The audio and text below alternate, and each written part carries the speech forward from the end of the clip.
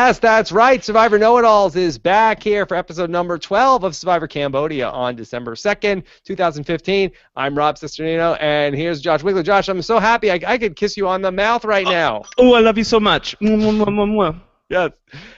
So happy to see you. Happier to see you than even that I was to see Farm Guy 69. Oh, well, that's just ridiculous. How could you possibly be happier than anything? Just seeing Farm Guy 69 on Survivor again was really the probably the high point of Second Chance so far, wouldn't you say? Best night in the history of the New Koyopa tribe ever tonight. Big night for Keith, for Kelly, for Dale. Huge night for New Koyopa. You know, look, I know that Abby was trying to spell redemption during the reward challenge, but really this whole season has been spelling redemption for San Juan del Sur, and tonight was just a feather in the cap. I love it. Big fan. Always loved San Juan del Sur, and I love that Cambodia has given it its due. 3 out of the final 7. And Val was there tonight too. So Val she was there? Part of Koyopa as well. So think about how many idols she could have brought into the game tonight if Jeremy had won that reward. The game would be crazy right now. Yeah, 3 out of the final 7 now from San Juan del Sur. We've got a lot to talk about here tonight on Survivor Know-It-Alls. Of course, we are live on robhasawebsite.com. We're going to be following the chat. We're going to be taking your tweets, hashtag RHAP, and then, of course, on our YouTube channel at robhasawebsite.com/YouTube. Of course, Joe voted out of the tribe. Almost looked to be out of the game due to a medical evacuation, but he bounced back only to be voted out. Yeah, that was scary. I mean, that was really intense. And it was intense because you knew that something was going to happen. If you had seen the previews, you knew that there was some sort of medical situation that was going to go on at the immunity challenge. And it gets to a point where it can only be Keith or Joe. And you're like, I don't want this to happen to either of them. Not that there was anyone I wanted it to happen to, but like it was just very tense. So there you go. So a lot to talk about here tonight. Of course, exit interviews with Joe tomorrow. Looking forward to second exit interview with Joe in the last 6 or 7 months or so. I'll talk to him on the podcast. Of course, Josh Wiggler will have his exit interview as well with Joe on Parade.com. That's right. Yeah, I'll be back in the game. I'm behind on my Steven and Sierra interviews. Those will come up at some point in the future, but I'll be on time with Joe this week. Okay, and then we've got a big Thursday coming up on the podcast because a man who has been compared to Joe on a number of occasions, Malcolm Freeberg, your original Mr. Survivor, he's going to be joining us for the podcast. He's going to be coming here on Thursday, so that's very exciting to see Malk and hear what he has to think about this season. And hear what he has to say about the current Mr. Survivor, and then also Abby Maria, who he's played with, and everything else from this season. So we'll talk to Malk, and then we'll get the voicemails with Allie Lasher, who is the co-host of our MTV Challenge Bloodlines wrap-up, who's a big Survivor superfan as well. So we're going to talk with Allie as well tomorrow on the voicemail part of the show. All right. That's a stacked show. That's going to be a great podcast. Malcolm's great this week because also he is very, his family visit was incredible with his brother Miles charging in. He knows Abby's mom. You can get the dirt. That'll be good. Yeah. So lots of good stuff coming up on Thursday on the podcast. So, Josh, let's talk about this. So, Joe is the target tonight, but at the same time, there is sort of this threat of the Women's Alliance looming. So, was this the right move for let's, I guess, start with Jeremy and Spencer? Right, because Tasha comes to them with this information that Wentworth and Kimmy and Abby are really interested in getting the girls together. If we boot out Joe tonight, we're gonna pick you guys off. But don't worry, I'm cool. I'm with you. I'm still with you. They had established this final 3 deal earlier in the episode. So that Jeremy and Spencer are faced with a tough call. It's either, are we blinking in the eye of this possible women's alliance that's coming together? And I know that, the esteemed Sarah Freeman is going to hate this episode because of things like that, but it's on the show. We got to talk it through. Are we going to blink in the face of that, or are we going to allow Joey Amazing one more pass? Do we give him another free pass here after he's lost immunity twice in a row? It's a tough call. It's a real Rafe's choice tonight. It's you're kind of damned if you do, damned if you don't, potentially. Well, I kind of want to back things up and go back to last week's vote where Spencer ultimately decided to vote against Steven because just like with the Kelly Wigglesworth vote, where it was like, boy, I don't know if that made as much sense in hindsight, I really am struggling a little bit more with the Steven vote off, because I kind of looked at it that Spencer was at Final 9, saw himself as a swing vote, and felt like, okay, I think I have a better chance to move forward with the Kelly, Abby, Joe, and Keith group of 5. Right. I can move on with that group and take that down. And I felt like it was kind of like where I was at the Final 7 in Survivor the Amazon, where I'm with these people, but I feel like I'm at the bottom. Let me go with these people because I feel like that's not as cohesive on that side. But I was very surprised to see Spencer swing back to Spencer and to Tasha and Jeremy this week and go back and work with them instead of working with the people he voted with to vote out Steven last week. Did that surprise you? Especially where it's the final 8 now and you could have a 4-4 tie. Right. It surprised me a little bit. I mean, unless the motive was to, replace Steven's spot in the alliance and be that guy with Jeremy and Tasha. Tasha, somebody that he trusts from his previous season. Jeremy, he trusts from his earlier tribe. Unless he just wanted to get, cut Steven out of the deal, basically be able to say, I'm the person who betrayed Steven Fishback and I got this big threat voted out of the game and that's my move, and come back into this alliance. I can see that. So I'm not stunned by it. I guess I did expect him to work with Wentworth a little bit more, because those two seemed like they were building something. But I'm not blown away by the fact that he went back to Jeremy and Tasha. It just didn't seem to make as much sense for me as where the numbers were, because he went back to a minority which was going to potentially force a tie there. Right. And so then there started to be these whispers of the women's alliance, which would not have happened, or I guess it could have equally have happened if Steven was there. But you would think that it would be less likely to happen that the women's alliance would take shape. Is that fair to say? Well, I think that the thing that's interesting about Spencer's move last week and now going into this week is he is the guy who offers up this little soundbite. This is not verbatim, but he says on the episode tonight, like, you're crazy. If you give Joe an inch, he's going to take miles. Not Malcolm's brother. He's right. He's really going to run with this thing potentially.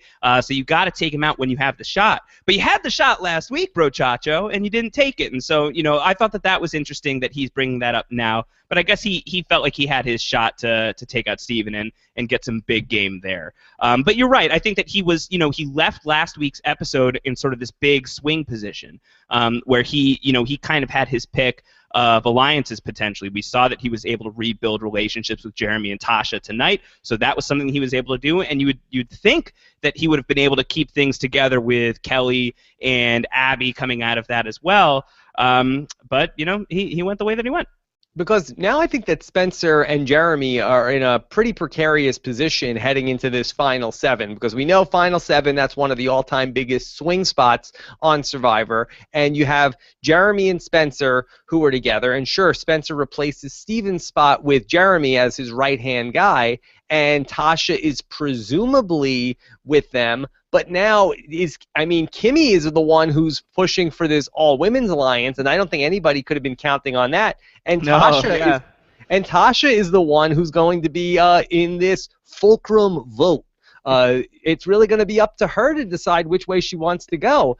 And I kind of feel like for Tasha, I think it makes a lot of sense to go with this women's alliance. It makes a lot of sense to go with the women's alliance. I think that if she's I don't know. It's tough to say where Tasha should go because everyone can beat Abby. This was the big argument tonight. I thought that was a great argument to have, that everyone can beat Abby, so maybe let's cut her out of the deal so that temptation is no longer on the table. But what chance does she have against someone like Wentworth? She's probably good if she's going up against Kimmy.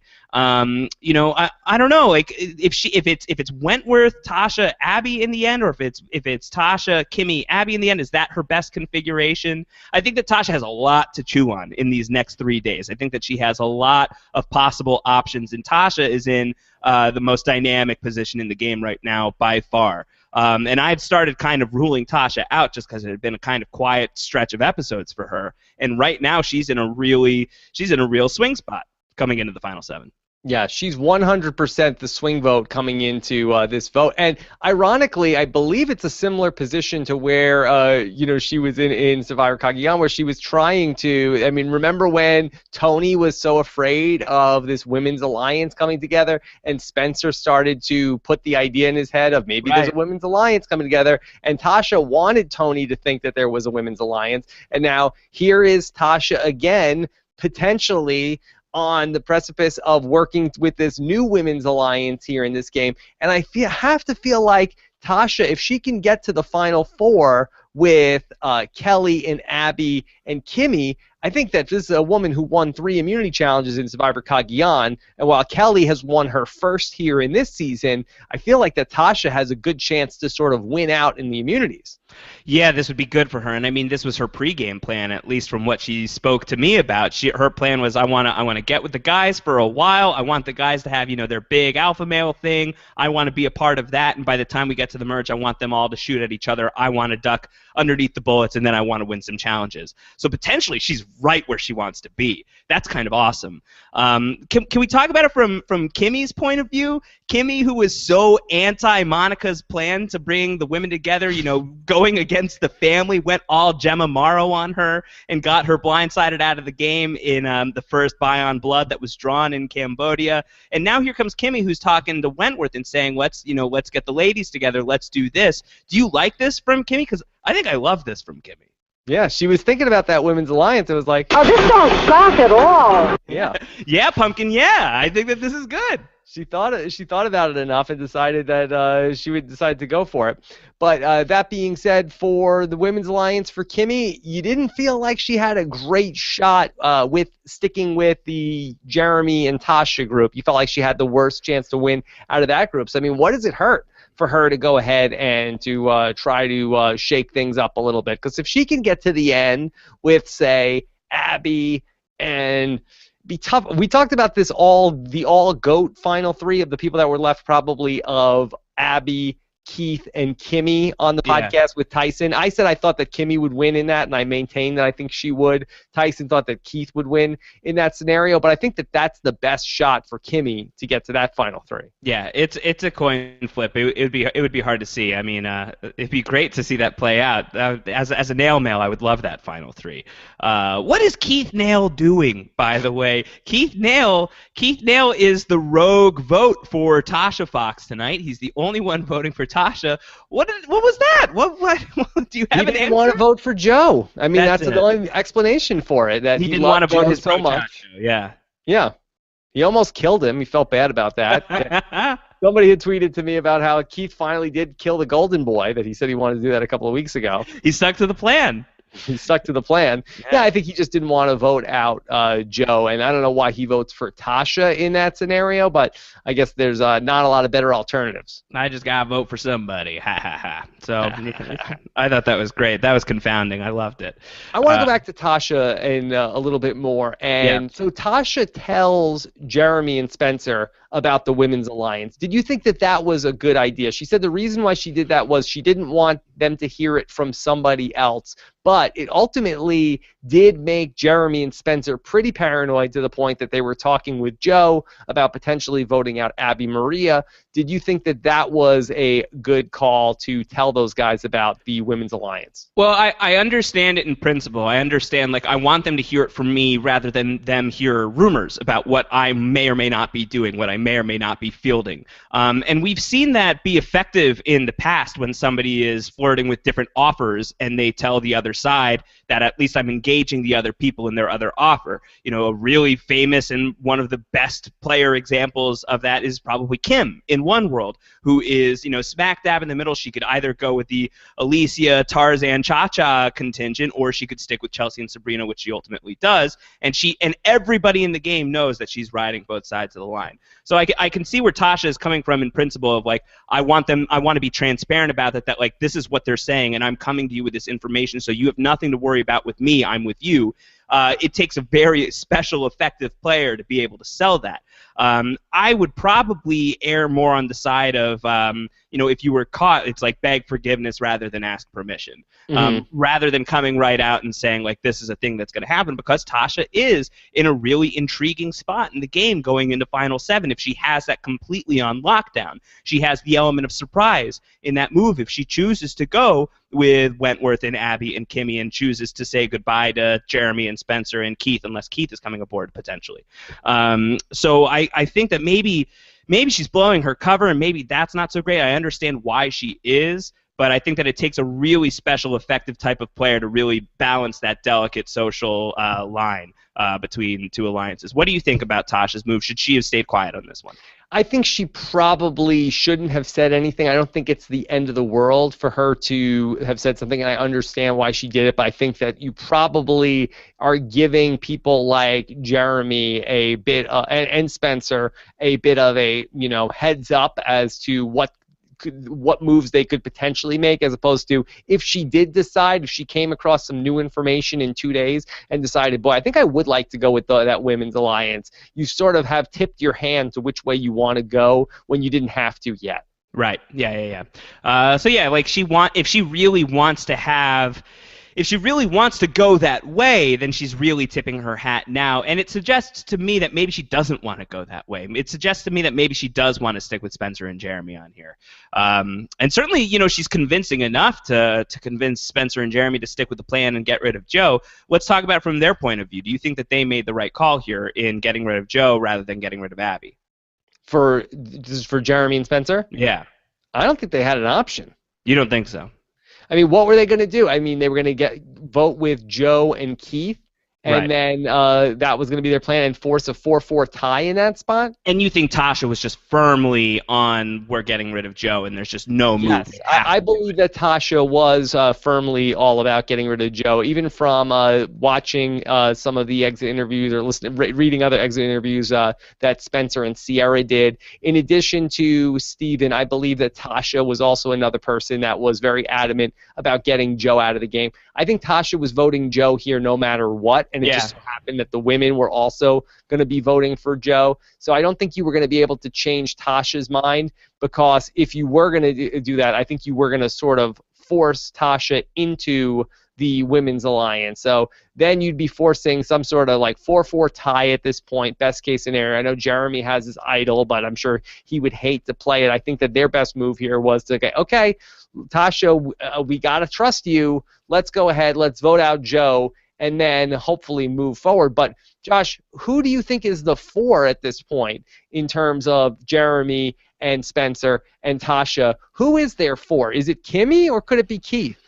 Oh, well, I think it would be one of the Ks. I think that you could see it going either way. We've seen Jeremy and Kimmy have been linked throughout a large part of this game. They have been, they were on every. I mean, they've been together from the beginning. They've been together through everything, and they have voted together on everything. So I think that Jeremy probably believes that he's got Kimmy, and that if Tasha is fielding some sort of faux women's alliance, that Kimmy is doing the same thing and is stoking fires. I think that that's probably the bet he has to make.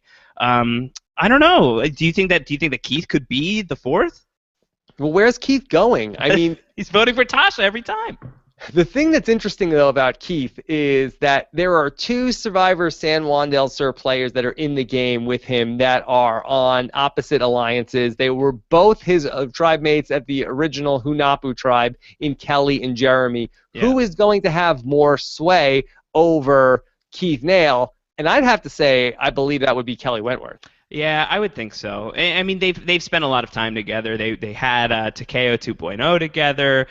They had never forget the Tuk Tuk Cafe. Never forget the Totos. So I feel like they seem like they could be closely aligned. I mean, Jeremy and Keith had early buy-on together. I don't know. It's a coin flip. I mean, it's hard to predict, and this is why it's great to have someone like Keith in the game, because you just don't know which way he's going to go, and that's fun at this point in the final 7. I mean, it can be, we talk about someone like Keith and Wu in the pregame. We talked about these people as potential bombs that you have to figure out how to disarm. Now you got to figure out a guy like Keith, which direction you want that bomb to blow. See, but I feel like that cool. Keith is a pretty loyal guy. I think that he definitely got confused with the stick to the plan, but I feel like that Keith Nail is the kind of guy, if you come up to Keith and you say, okay, Keith, you're with me, we're doing this, this is what we're doing, and then don't throw him off with any sort of fancy stuff like Reed did. If you're Natalie, if you're even earlier in that game where we had, Missy and Baylor told him, okay, Keith, you're with us. You're going to vote with us this way. Okay, I guess so. Joe is telling him, Keith, come with me. You're doing this. I think that if you just, you earn his trust, you tell him what to do, I think he's a pretty loyal soldier, and I think that Kelly taking him on the reward challenge tonight was pretty huge for her. Yeah, I think that was good. And I think that it's probably in Keith's best interest to go with her. Yeah, because I think that Jeremy and Keith, their rivalry has been long stated. They have really not been working together outside of the first couple of days of the game. I mean, they haven't really butted heads in this game, but no. There's a past. There's a history. Yeah, but they don't seem like they're BFFs. No. They do not. No, they do not. So we'll see ultimately where they go. Let's talk about that reward challenge. And so Kelly Wentworth really heating up these last couple of weeks. Kelly Wentworth. Yeah, she wins the reward. She wins immunity. She still has an idol in the game. Going into Final 7, Wentworth's in a great spot. Yeah, she does a lot of cool stuff to the camera too. She does a lot of winks and does a great face, and she's very gifable. Yeah, well, she is very giveable with the kick under the bus for Terry Dietz earlier in the season. I think, look, this is a season about second chances. This is a season about repairing your story from the first time. If you're not going to win, at least, what can you do to redeem what happened the first time? And for Kelly, I think airtime is probably a big deal because she was not on the show when she played the first time. Yeah. So she is heavily on the show this time. So mission accomplished in that regard at the very least, and she's great when she's on the show. Okay, so she wins that challenge, and she gets to take people with her on this reward. Now, she got to bring 3 people with her. She got to make the picks, and she picked Joe, which I thought was a curious choice. That was her final pick. Yeah, she picked Keith. Yeah. And she picked Kimmy. Mm-hmm. Now, the Keith pick, I think that was really good. Kimmy is another one, is a swing vote. She's going potentially to vote with the women, so I like that as well. But what did you think about that Joe pick? Because I feel she takes Abby's mom as well. And Abby. Yeah, Abby's mom is in the mix as well. Well, I don't know. I think that one of the things that Wentworth has been effectively doing is she's one of the people that's willing to work with Joe. I think that, listen, we haven't really eulogized Joe at all, but kudos to Joe for, I feel like his social situation was pretty good, and I think that his relationships in the game were not bad, and he went a lot deeper in this game than I expected that he would. And I think that part of Wentworth's success with Joe has been they've had an openness to working together. When Joe was vulnerable last week, she goes after Fishback instead and has a decent working thing with Joe. And I think that this just furthers that a little bit more. I think that could you call it jury pandering? Maybe it's a little bit of that. But Josh, could we talk about Joe a little bit? Because I feel like that's a bit of a false narrative that Joe had a bad social game the first time around. I agree with that. I definitely agree with that. I don't think that his social game was his problem at all. I think that there was a lot of people on America who were big Joey Amazing fans. He seems to, he is the breakout star of the Dirty 30, and everybody on that cast loves him. And I think that they famously said in the game, Joe, really sorry, love you to death. We can't play with Joe. We cannot play with you. But I think that that was not a problem, and that is brought up on the show this season a bit with Joe saying that was a weakness the first time. That was not the problem. The problem was that you're too amazing. Your social game's too good. I feel like that Joe's problem has never been his social game, and it's certainly not his physical game, but I think that his problem lies in that third area, which is the strategic part of the game. I feel like that Joe can not seem to help himself of, okay, these are the things that are going to make me be a bigger target in this game, and he cannot stop doing those things which are making him a bigger and bigger target in people's eyes. I think that Cass had secret scenes earlier on in the season about Joe keeps catching fish, he keeps doing this, he's building hammocks, he's doing everything.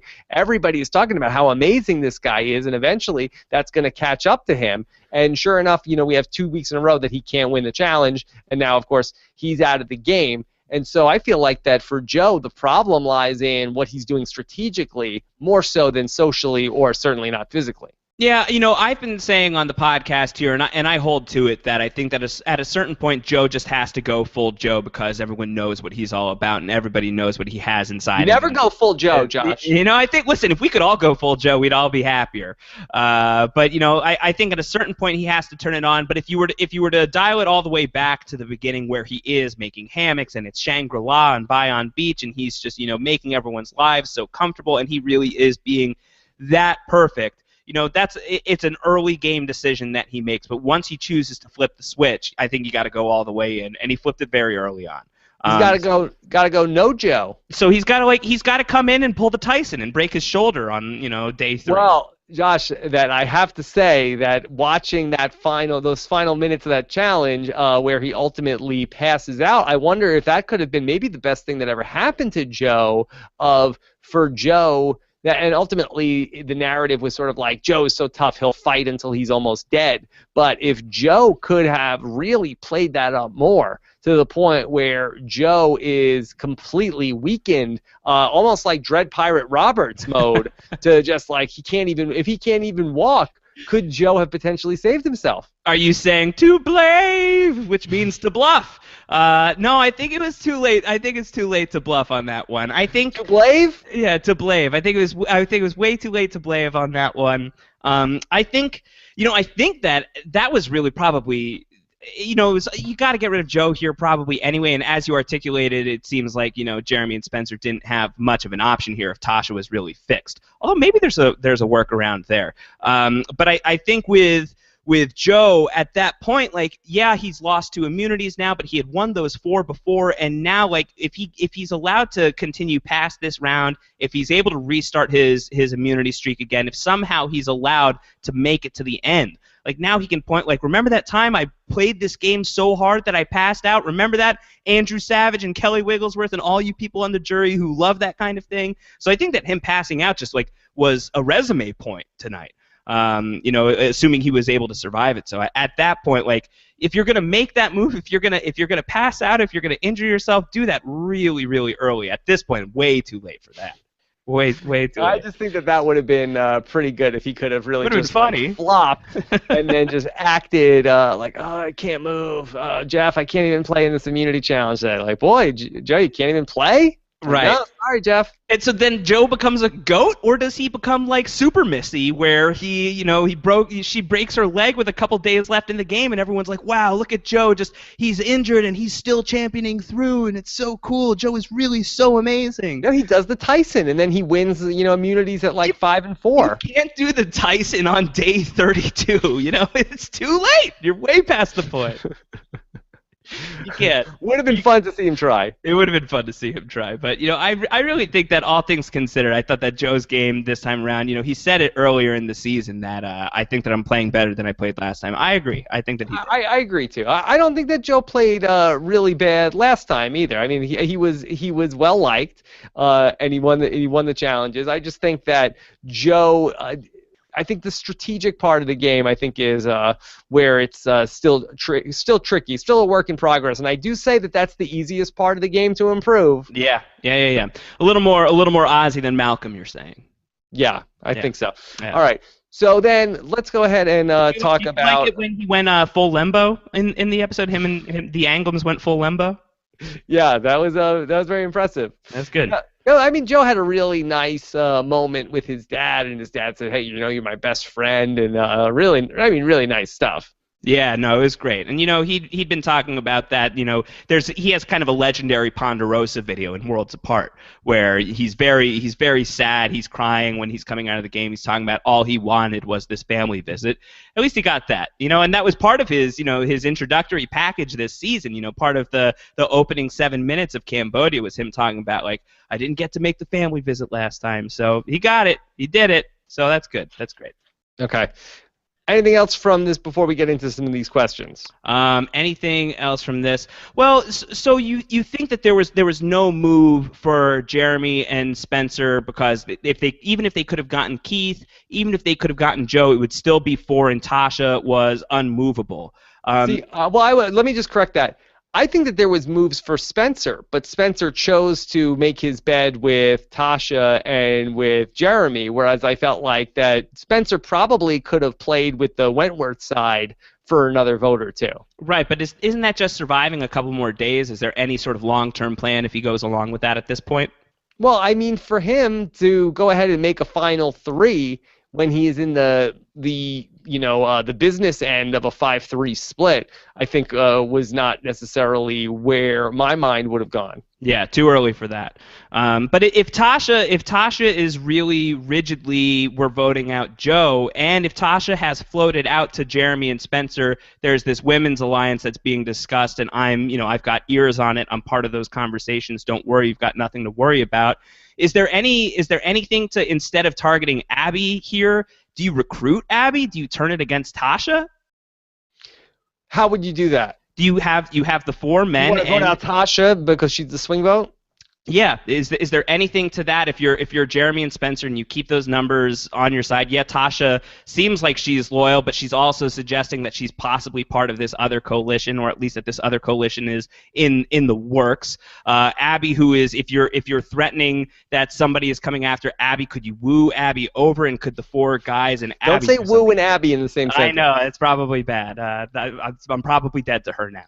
But is there anything to that? Do you think that there's a move there? I don't think so, because it seems like that Abby is moving solidly with Kelly at this point. Unless you were going to get Kelly in on that plan, I don't think that would necessarily be the case. I think if you're Spencer, I think you could have moved forward with the 5, and then gotten it down to the point where if you go ahead and you vote off Jeremy, vote off Tasha, vote off Kimmy, then I think Spencer is in a very interesting fulcrum vote position there at the final 5, where he could either go with Kelly and Abby, or he could go with Joe and Keith, and we know that Spencer was pretty afraid of Joe, so you get the sense that he would be able to, or he would be interested in going with Kelly and Abby, and then you also have the possibility maybe at the final 4, if Spencer thinks that Kelly's too much of a threat, to take her out, assuming she doesn't win immunity at 4, and then he could go to the finals with Keith and Abby Maria in a sort of a dream setup.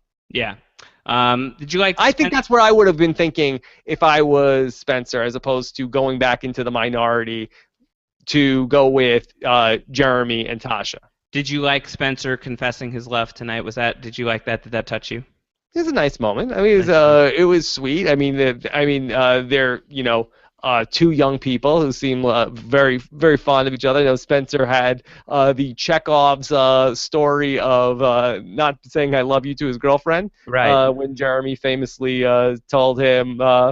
Oh snap! Oh snap! Yeah, the robot's in love. The Tin Man found his heart. It was very sweet. Yeah, that was nice. I really liked that. I thought that was a great moment. I'm glad that got paid off. And how about the Jeremy and Val thing? That was incredible. That was cool. That was really great. And I'm surprised that Jeff didn't blow it up and be like, so Jeremy, I heard you were just saying something to Val. What was it? What were you guys talking about? Yeah, and yeah. At that point, I wonder if it would have been better. Oh, she's got some idols for me, rather than saying I've got this great life-changing news. But no, that was an iconic family visit moment. I feel like already, to find that information out there while playing Survivor, that's just spectacular. That's really cool. I mean, Val's got to be pretty close here. We're 2 weeks away from the finale. I hope that. Right. I think that Val could be in the Tony's wife probably stages where she can't fly at this point. Right. So I guess she's not making it out here either way. Or we would have to have if she has the baby and Jeremy can't make it out to the reunion or anything, he'd have to Skype in like Brenda. Oh my God! Right? We'll get him on Could you imagine he wins and he wasn't there? I mean, it's so crazy. That'd be strange as hell. Yeah. That'd be crazy. Could he get the George Senior sort of Super Dave Osborne yes! Setup? Oh my God, Super Jeremy. I'm so honored to have won Survivor Second Chance. Oh snap! That'd be great. Yeah, I would love Super Jeremy. That'd be really good. I like it. All right, Josh, you want to talk questions? Yeah, let's get into questions. Okay, let's take these questions from you guys. Here we go. Who's up first? All right, this is once again Carrie Graveline, always getting the first question. Carrie Graveline says, will Keith align with Wentworth, Abby, and Kimmy, or Jeremy, Spencer, and Tasha? Let me say that slower. Carrie Graveline says, will Keith align with Wentworth, Abby, and Kimmy, or Jeremy, Spencer, and Tasha? Where's Keith going here? Where do you think? Of You those think people Wentworth? mentioned, there's almost no connection between Keith and Kimmy, Abby, Tasha, or Spencer. It really comes down to Survivor San Juan del Sur. Who has more? Who has more? Is able to be more magnetized to the nail? Right. Yeah, and if Keith went with that, and imagine that's the final four. It's Keith, Wentworth, Abby, and Kimmy. That's like a very familiar situation to him, I feel like. That has echoes of San Juan del Sur's final four. Feels like deja vu all over again. Yeah. Yeah, doesn't it though? Like you've got Wentworth with the badass idol plays, who's kind of leading the strategic. Natalie. Yeah, you've got like the older mom type with Kimmy and Missy. You've got Abby and Abby is Jackie. Is Jacqueline? It's not perfect. It's not a 1-for-1. But Abby, once upon a time, had a knee injury, so maybe she's the Missy. I don't know. I don't know about that. Familiar surroundings though. I don't know about that. But anyway, but for Keith Nail, I think that he is more likely to go with Kelly than Jeremy. I think. Right. Yeah. It seems probable, and I like his odds there. I like his chances there. This is from Chris Frick. Are you surprised that 3 San Juan del Sur players are still around, along with Val, her 2 idols, and Dale? And where was Wes Nail? Where was Wes? He had a competition. He had the nugget eating competition this time of year, so he couldn't come back. He was busy. What a night for Survivor San Juan del Sur in general, too. Great season. Listen, this season, San Juan del Sur is good. You got to go back. Go we check might it need out. to do a San Juan del Sur rewatch in the offseason. We're watching Survivor again. We're watching old seasons again, Rob. Yes. No, now you're gone off All the right, rails. fine. We might just need to link to our evolution strategy on Survivor San Juan del Sur. Yeah, we could discount that because I feel like people need to rediscover that season. I think that this season is really validating San Juan del Sur. We were ahead of the curve on that really were. over the summer.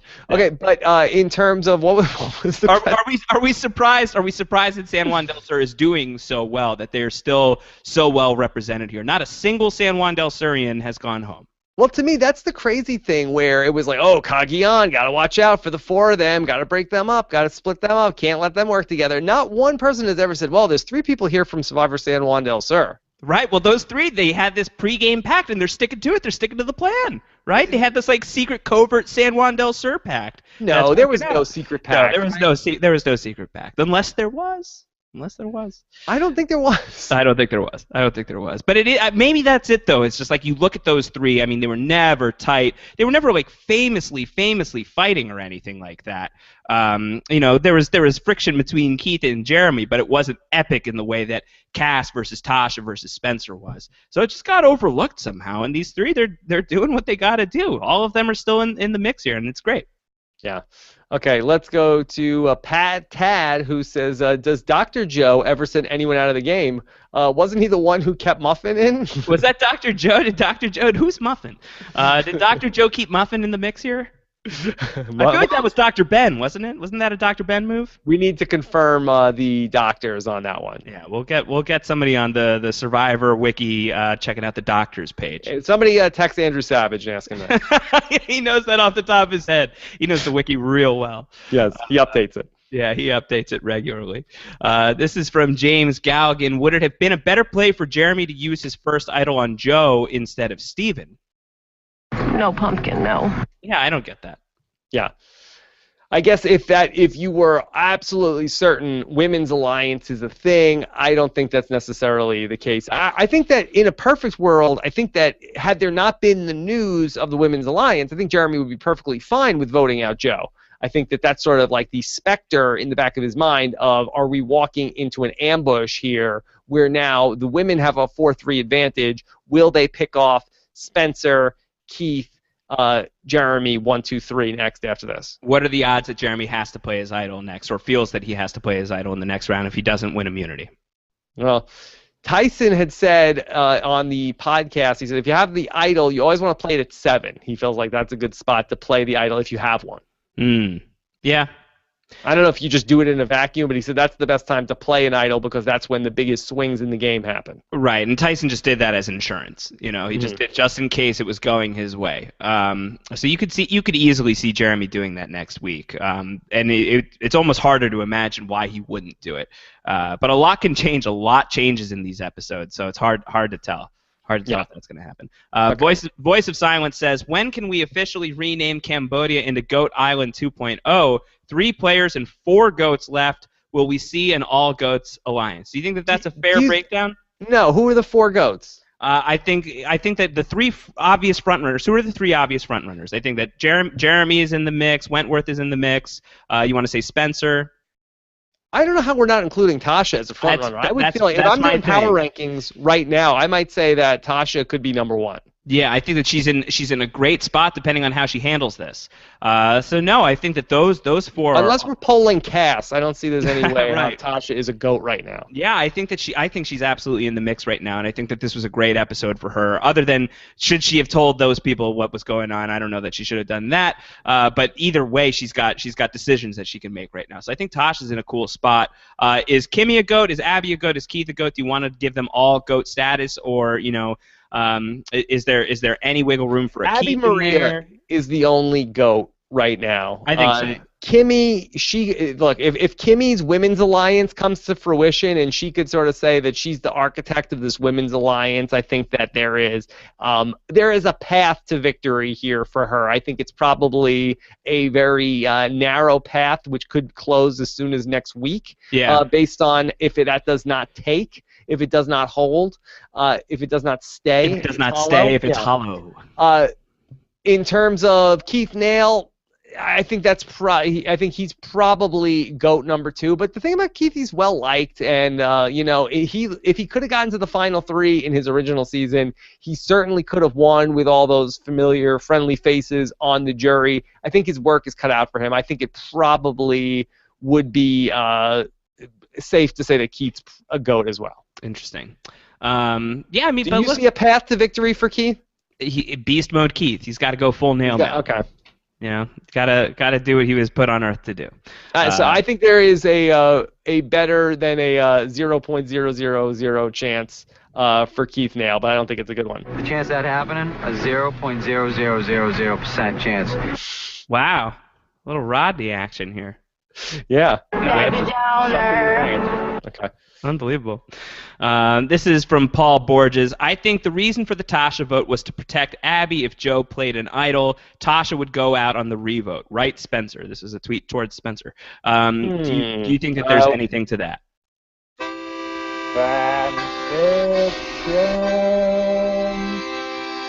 I'm like a storyteller. That's what I do. Yeah.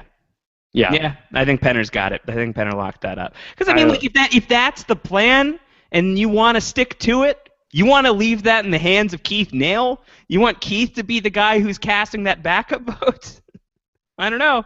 Yeah, I don't know. I don't know about that.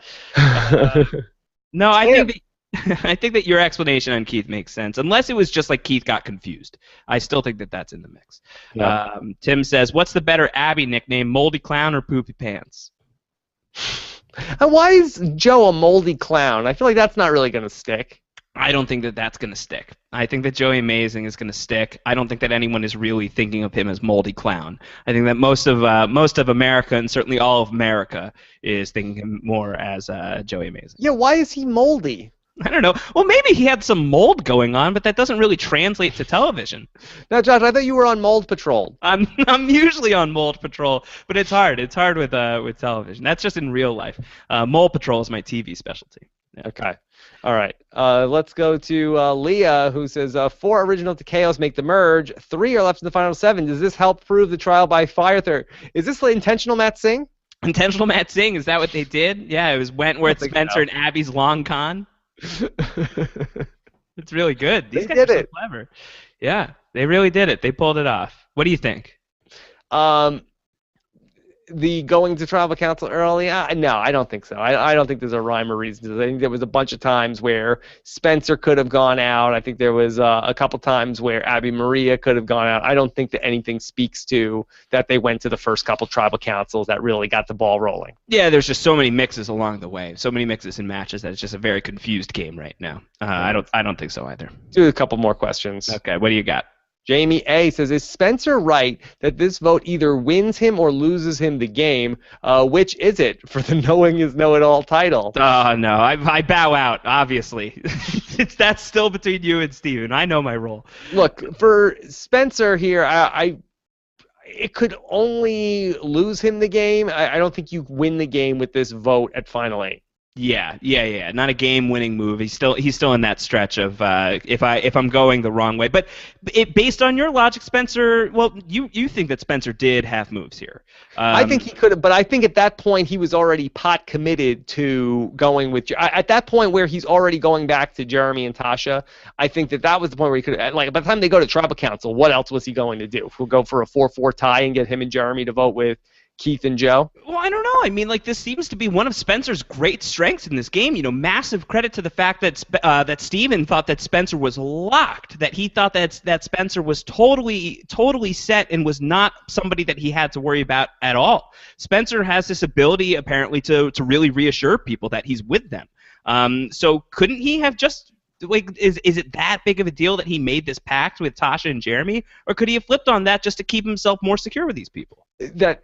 I just don't know why he went back with them now. I kind of feel like that once you vote out Steven, I don't know why you don't continue down that path of then vote out Jeremy, then vote out Tasha, vote out Kimmy, right, and get it down to a smaller, more manageable group. And now I feel like that he's potentially going to be behind the 8 ball if this women's alliance does come together. I mean, who do you think is most likely to get voted out next week? In that spot, if they are coming together and they're coming after either Spencer or Jeremy, I don't know. Take your pick. I think that Spencer has proven to be better in the challenges, so that's an argument against Spencer. But I think that he's also been, he's proven to be more willing to work with someone like Wentworth and Abby. So there's reasons to go after either one of them. Like, does it make any sense for Tasha to continue forward with Jeremy and Spencer? It's loyalty if that's what you value, but I think in terms of the game, I think that we reasoned out what one of her best situations is probably straying away from those guys. I mean, I would think so. I think that if she can go ahead and make the move to go with the women, I think that that's really a really strong direction for her to go in, especially between if she gets to the end with Spencer. I feel like that she needs to break away from Spencer. With Jeremy, I feel like people are going to look at Jeremy as being more of the leader of that surround and drown group that was from the start of the game. So right. I feel like that the best path for her is to end up going on the other direction. Right. Yeah, no, I think that there's a lot of reasons for Tasha to move with the ladies next week, but we'll see. I'm really excited for the final 7. We love those final 7 spots, and I think that this could be a really great one. Okay, so let's do 2 more questions. Okay, right. Here's Riot Maker. Riot Maker says, who from this season so far do you guys think would get a 3rd-time invite? Let's see how it plays out. I mean, I feel like we talk about that, week by week on the voicemail show. So, do you have any strong take on this? No. I feel like. No, I think it's been covered. I think that there's some contenders in there. I think that there's a bunch of people here who would get that call. Probably a bunch who won't. I think almost any of them that want it, I think, with a very few exceptions, I think probably could get a call. I think there's a few exceptions. I think there's a few. We don't need to. There's probably a few. This is from Jamie A. Going into Final 7, which idol holder is better positioned to potentially blindside the other? Jeremy or Wentworth? Will either one do it? This is great. I mean, I love that we're going into the Final 7 with this line in the sand, and who knows who's going to go where.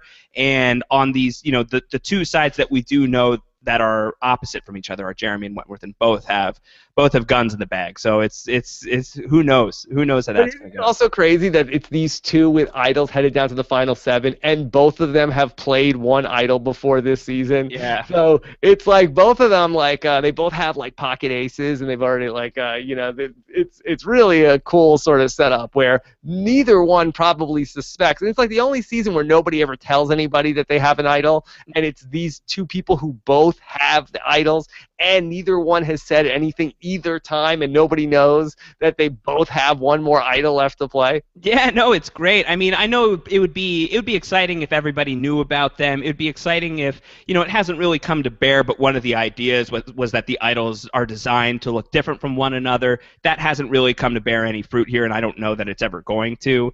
But I still think that this is exciting, that these two people who've played them before, no one really knew what the idol situation in the game was at that point anyway.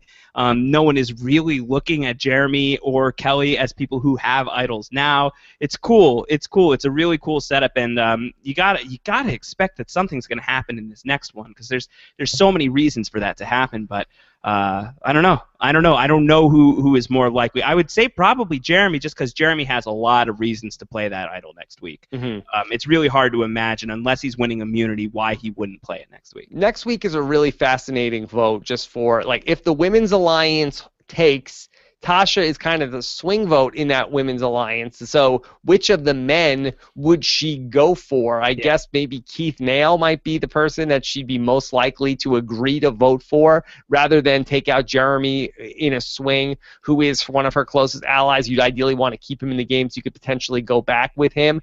If the Tasha, Jeremy, I guess Spencer and Kimmy group sticks together, I mean, who's their target on that side? Is it Abby Maria, because they feel like that she's somebody who, if she goes to the end, she's such a goat?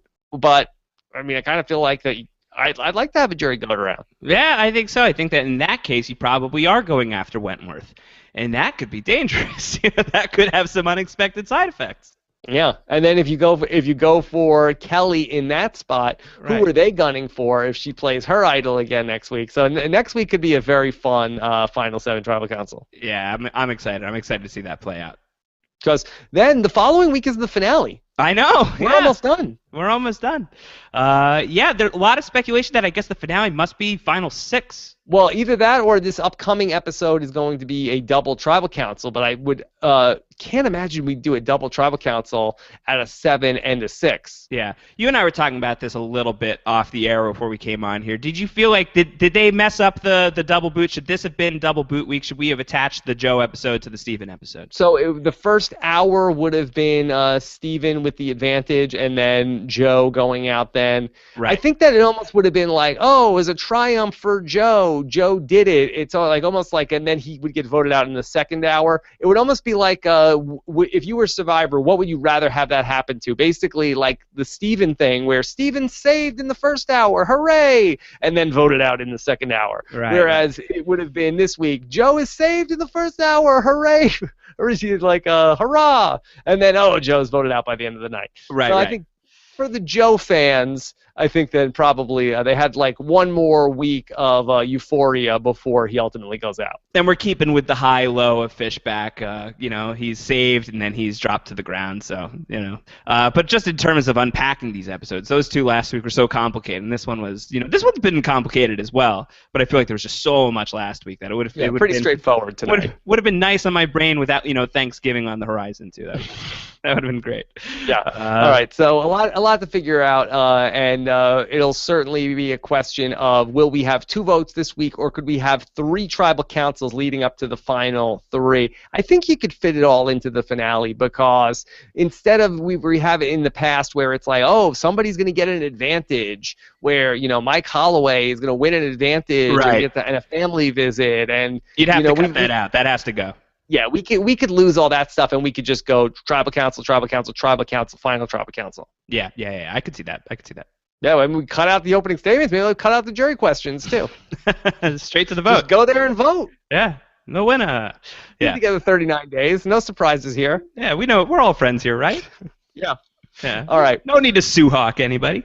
Hey, why don't we just get rid of the people voting? Let America vote. Oh no, we already did that. It's worked out so far this season. I don't know that we want to push it. We'll just default to whoever got the most votes in the initial ballot for the season. They win in the final three. Is that the tie break? Yeah. No, that's not the tiebreak. That's just the vote. That's just it. That's it. Yeah. Whoever got to the end and you got the most votes in the beginning, you are the winner now. Yeah, 13-person vote. 13-person jury was just a red herring. No, worst season ever. That would be it. All right, so Josh, what's the hashtag for this episode? We had a lot of good stuff. We had a lot of good stuff. I wrote down 4, and they're all similar, incidentally. I had full Lembo, I had Super Missy, I had full Tyson, I had Super Jeremy. And what about Mold Patrol? Oh, Mold Patrol is good too. That's the tiebreaker. That's great. Mold Patrol. Okay. That's good. All right, so very excited. I'll get on that for the Ponderosa video. Okay.